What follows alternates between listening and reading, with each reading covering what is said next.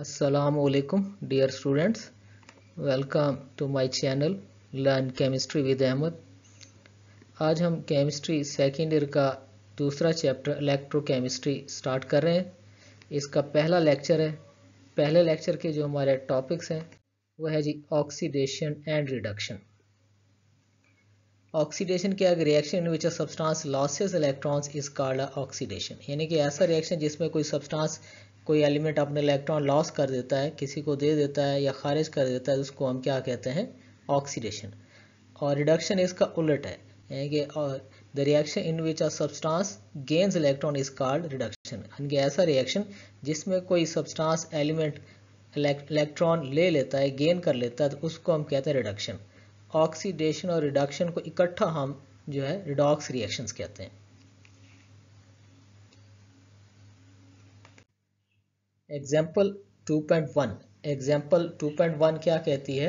जब हम जिंक का पीस क्या करते हैं, कॉपर सल्फेट के एक्वस सॉल्यूशन में डिप करते हैं, तो हमारी ये ऑब्जर्वेशन होती है कि एक डार्क ब्राउन लेयर बन जाती है कॉपर की जिंक की सरफेस पे। ठीक है, यानी कि जिंक की सरफेस पे डार्क ब्राउन कलर की कॉपर की लेयर बन जाती है, और कॉपर सल्फेट का सॉल्यूशन जो कि ब्लू कलर में होता है, कॉपर की वजह से उसका ब्लू कलर ख़त्म हो जाता है, डिस्चार्ज होने लग जाता है। तो इस रिएक्शन का अगर हम ओवरऑल रिएक्शन लिखें तो यूँ लिख सकते हैं कि जिंक को हमने डिप किया कॉपर सल्फेट के एक्वस सॉल्यूशन में, तो जिंक सल्फेट बना और साथ में कॉपर सल्फेट बना। इसी की हम आयनिक इक्वेशन लिखेंगे, तो ये जो यहाँ पे SO4-2 है, इसको हटा देंगे तो यहाँ पे +2 आ जाएगा। इधर भी SO4-2 को हटा देंगे तो यहाँ पर चार्ज +2 फिर हमें शो करना पड़ेगा आयनिक इक्वेशन में। अब देखें, अब इस रिएक्शन को हम क्या करते हैं, ऑक्सीडेशन और रिडक्शन हाफ में अलग-अलग शो कर देते हैं। अब जिंक क्या करता है?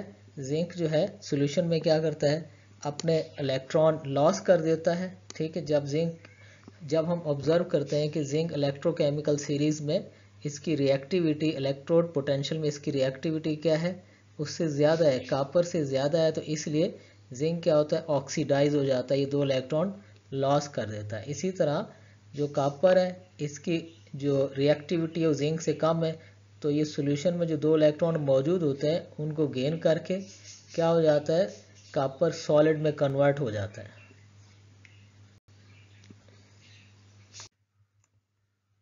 ऑक्सीडेशन नंबर क्या है? The oxidation number of an atom in a compound is the apparent charge it would have in a compound. Oxidation number से मुराद है कि एक कंपाउंड में जो एटम्स होते हैं उन एटम पे जो इनफरादी चार्ज होता है, हर एक एटम पे जो चार्ज होता है वो पॉजिटिव भी हो सकता है, वो नेगेटिव भी हो सकता है, उस चार्ज को हम ऑक्सीडेशन नंबर कहते हैं।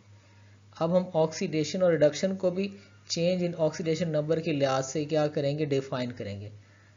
ऑक्सीडेशन क्या है कि अगर किसी केमिकल रिएक्शन में ऑक्सीडेशन नंबर इंक्रीज हो रहा है तो हम कहते हैं ये ऑक्सीडेशन है, और अगर किसी केमिकल रिएक्शन में ऑक्सीडेशन नंबर डिक्रीज कर रहा है तो उसको हम कहते हैं कि वो रिडक्शन है। Formation of sodium chloride. Formation of sodium chloride हमारे पास बेस्ट एग्जांपल है ऑक्सीडेशन रिडक्शन रिएक्शन की in terms of change in oxidation number के लिहाज से। अब हम इसकी क्या करते हैं, बैलेंस्ड केमिकल इक्वेशन लिखते हैं। हम लिखते हैं कि 2Na+Cl2 एरो 2NaCl। अब ये इसकी बैलेंस्ड केमिकल इक्वेशन है। अब पहले स्टेप में हमने क्या करना है कि हम जितने भी एटम्स हैं इसमें उनको क्या कर दें, ऑक्सीडेशन नंबर असाइन कर देते हैं। अब देखें, सोडियम का जो एटम है एलिमेंटल फॉर्म में, एलिमेंटल फॉर्म में ऑक्सीडेशन नंबर जो होता है 0 होता है, क्योंकि किसी से रिएक्शन नहीं कर रहा तो इसका ऑक्सीडेशन नंबर 0 होगा। इसी तरह क्लोरीन भी एलिमेंटल फॉर्म में है तो इसका ऑक्सीडेशन नंबर 0 होगा।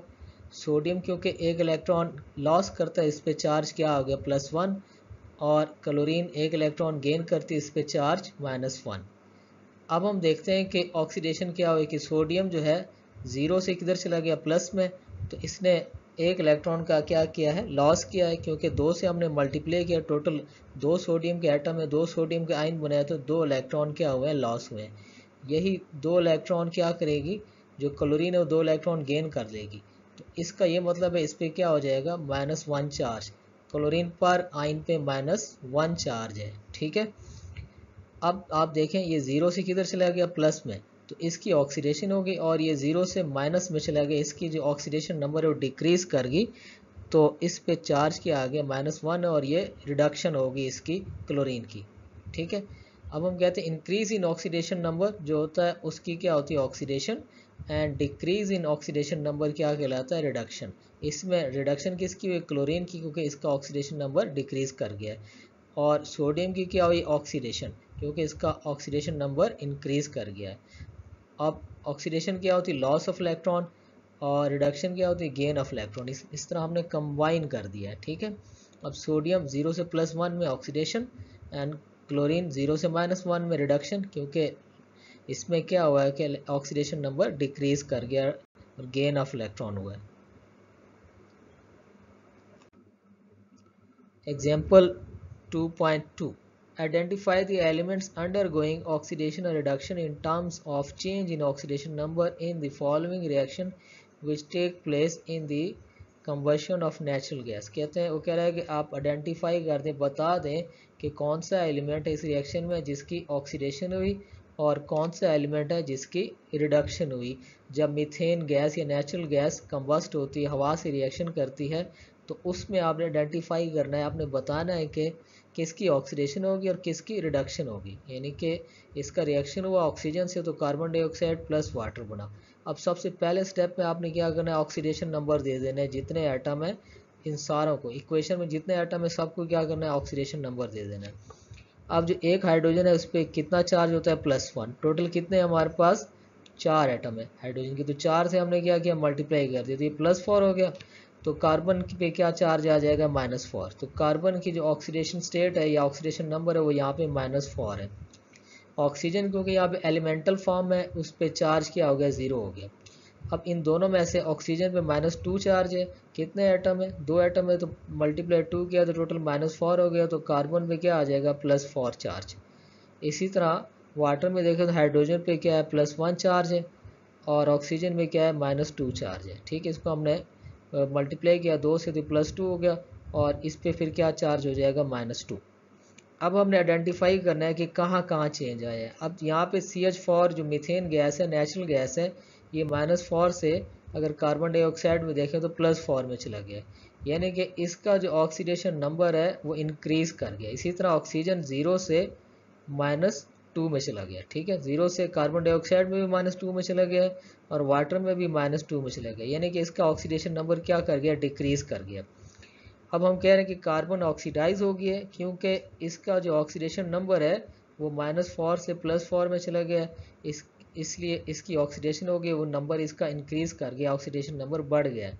इसी तरह ऑक्सीजन की क्या होगी रिडक्शन होगी, ऑक्सीजन रिड्यूस्ड हो गया क्योंकि इसकी जो ऑक्सीडेशन नंबर है या ऑक्सीडेशन स्टेट है वो कम हो गई, 0 से -2 में चलेगी कार्बन डाइऑक्साइड में भी और वाटर में भी।